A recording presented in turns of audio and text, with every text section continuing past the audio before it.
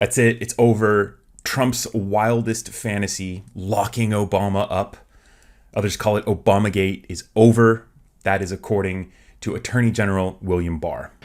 Now, as to President Obama and Vice President Biden, whatever their level of involvement, based on the information I have today, I don't expect Mr. Durham's work will lead to a criminal investigation of either man. Our concern over potential criminality is focused on others. Democrats say they want to know why President Trump fired another of his administration's internal watchdogs. State Department Inspector General Steve Linick lost his job Friday.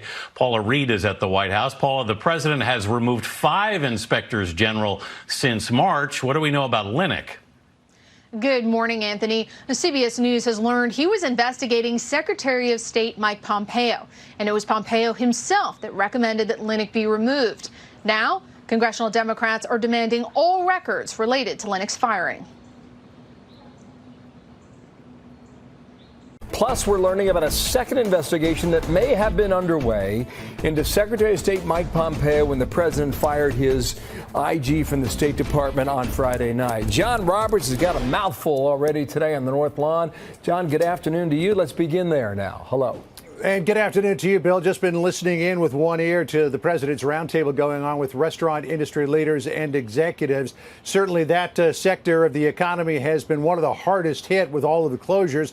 A lot of restaurants are trying to do carry-out orders, but some of the big, particularly high-end ones, have been suffering because they need to get people in the door. It's forecast that thousands of restaurants could go under, if not some restaurant chains themselves. The president did have some good news for the restaurant owners, though, saying that he favors some tax incentives to help them get back on their feet very soon.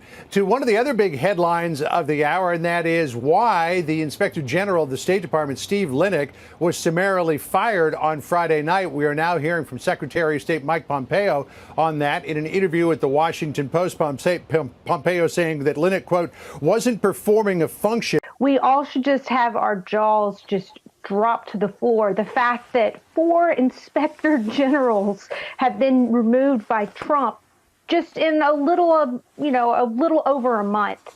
I am most interested now in what's going to happen with Steve Linick at the State Department, because reportedly Steve Linick was investigating Secretary Pompeo and Mrs. Pompeo's misuse of a political staffer. And Secretary Pompeo urged Donald Trump to fire Steve Linick. Now, how is that legal? How does that work? I have never heard of